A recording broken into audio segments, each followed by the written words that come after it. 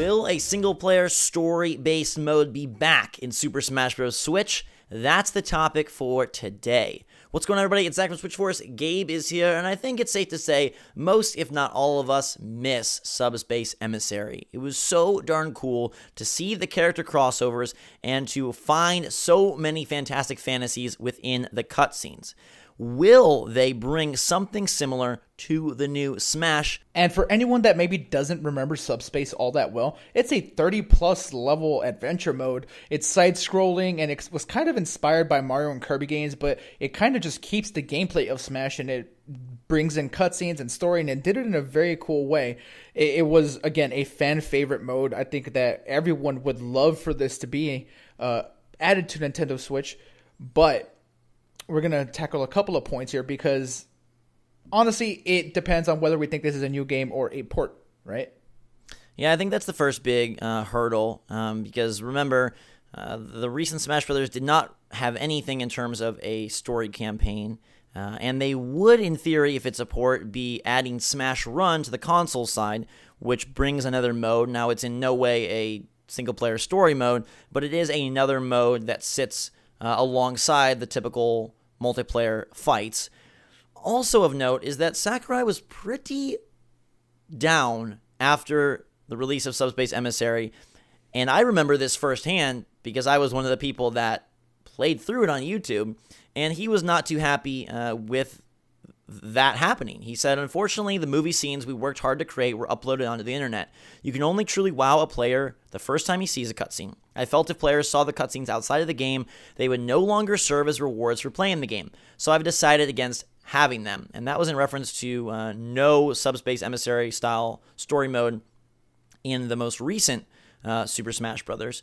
And I don't know. I wonder if it's something that has changed. You know, back in 2014, YouTube was nowhere near as prevalent as it is now. I think the general consensus in 2018 is that seeing cutscenes online does not detract from the game. I like that Sakurai was so dedicated and invested that he viewed them as rewards, and they were super cool, and it was so fun to see as you progressed. But I don't think that in today's day and age that should be a huge detractor. I mean, it might still be for him personally. We don't know. We know that he's on the game. But he also said that they did at one point consider a separate company handling Subspace Emissary. They eventually determined that there wasn't a promising enough studio to take on the contract. They wanted to focus on the characters and the balancing and the stages and all that and have someone else handle that single player. They ended up doing the single player in-house and just outsourcing the cutscenes. But maybe if they do bring in a studio to help out with single player, maybe Sakurai doesn't feel as sad about it. Okay, a couple of things here. One, there was that rumor that Bandai was working on Smash, and then it got clarified and said, yeah, they're working on it, but they're not the lead. What if them on the game is kind of what you just said, where they are just, contracting out that work for Subspace to another company? It could be Bandai, and maybe that's what they're working on. That's pure speculation. I don't want to say that that's exactly what's happening, but I feel like that would be really cool and interesting.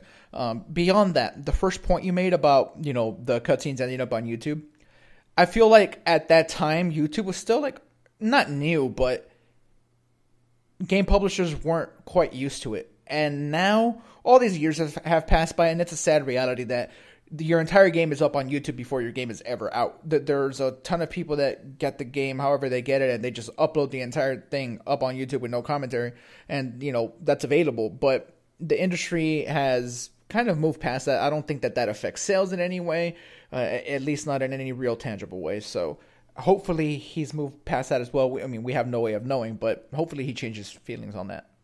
Sure, and, it's safe to say Nintendo is probably the best at keeping their games off the internet early. We don't really see that very often from major Nintendo titles. Occasionally, we'll get data mines, like in the case of Kirby Star Allies, but that was due to the demo. Not a whole lot of early explosion of Nintendo footage. They keep the clamp pretty darn tightly locked. I think overall, setting aside Sakurai, it's does this seem like something that will be back And I think we're talking about something on a deeper level and a more story campaign style level and feel than what was included in Smash 4, where you had classic mode, which was the tournament-based elimination mode, where the characters were trophies on the arena, and it was a sequence of fights. The All-Star mode, which is very basic, just sequential fights, and then the special orders, which are more of the challenges. But I think we are feeling, talking about something much more along the lines of Subspace Emissary, where it is very level-based, very story-based, cutscenes, and that sort of stuff. And I feel like if it is a new game, we absolutely will get a single-player mode. I just hope that it is story-focused, and I hope that it does really just thrive beneath and bask beneath this opportunity to have all these Nintendo characters in one place. I wonder if, Subspace Emissary is much more like go through the stages, cutscenes, battles, etc. I wonder if they do something more akin to what NetherRealm has found extreme success and praise for lately, which is have it just be the battles, just like the fights, traditional fights. You don't need to develop additional levels or anything, but then have a very story-focused, cutscene, driven campaign surrounding that. Yeah, I feel like that would be like really fun. It won't be necessarily revolutionary because you touched on NetherRealm's already doing it really well, but I could see that being cool. I think it's a good fit, especially because we have seen sort of the idea of running through the stages and that kind of concept. In the 3DS version, it was sort of extrapolated into Smash Run. Obviously, not the same thing, but a similar, a parallel type idea. So maybe the way to go is bring in that story in a more traditional sense. Now, I fully believe if this is a port or a very enhanced port, that the focus will be on adding characters and stages and maybe some fun modes, maybe some challenge modes, but I do not foresee them like taping on a whole story-driven, cutscene-driven single player onto the already existing foundation of Smash 4, if that is what this game is to be. Look, and again, pure speculation here, but I feel if it is a port, that is something that would drive people that already played a ton of it to get it, right? What better than a new single-player mode similar to Subspace Emissary? That would be a huge driving factor for repeat players and just incentivize everybody to pick up the game again. Now, I don't think it's absolutely necessary. Smash is going to sell on Switch no matter what, even if it's an exact carbon copy of the game. But I feel like a new single-player mode is possible, even if it is a port. I think if it is a brand new game, then assuredly we get something single-player. But I'm not like you in the thought that if it's a port, it means we don't get it. I don't think that's the case at all. I just wonder how,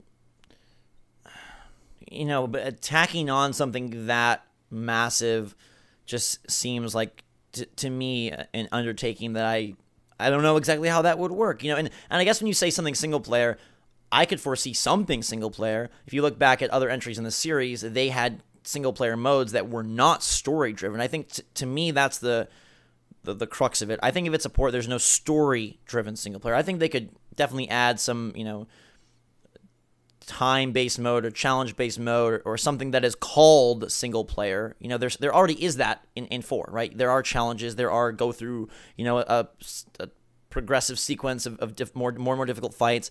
But when we're talking about something that looks, plays, feels like Subspace, that's where I don't think it happens if it's a port. If it's a new game, I still don't think it's a guarantee. I would hope that they would. Nintendo has seemed to, and maybe this is just personal opinion, but it seems like they put a emphasis on story in the Switch. Breath of the Wild had a lot of story bits in the form of the main quest as well as the memories. Even Mario Odyssey, does some cool things with the characters and how they sort of branch it all together at the end. It's not like some deep Shakespearean tale, but I do feel like they're getting a little better at that sort of stuff, and I would hope to see it carried into Smash. I don't know. I think Sakurai, we need to know and what kind of role he has and what kind of influence, because it feels like where he goes, the game goes, and I wonder if that will be the case again this time. He did not have a good feeling after Subspace Emissary, which is unfortunate because I think most people loved it. I had a ton of fun with that mode. It's something that me and my brother played extensively multiple times. But, you know, his takeaway is that, you know, he basically was upset and didn't want it to be there. I mean, it's also a sad reality that story single-player stuff in fighting games is always tricky. Nobody does it better than NetherRealms. But even if you think like Street Fighter games, like they have arcade modes, and yeah, they'll have like those like cartoony like cutscenes, but it's just a hard genre to have something like that in. Subspace did like a really, really good job of it. So again, it is unfortunate that, you know, the creator of the game feels so badly about it. And, you know, who's to say he hasn't changed his mind, right? He's known to do that. He can change his mind. Maybe now he feels way better about, you know, stuff online just because it's so regular now. And maybe now it would be a good time to revisit it. I definitely hope that is the case. Let us know what you think in the comments down below, everybody. Will there be a story-driven single-player campaign? And even if it's a port, do you think that they add on some additional single-player content to really deepen the experience for the Switch and for 2018? Let us know your take and theories in the comments down below. Links to Sakurai's comments, if you want to check those, in the description. Also, links to our Discord, Twitter. We'd love to see you over there, so definitely come say hi. Until the next time, everybody, for myself and Gabe, we love you. Switch Force out.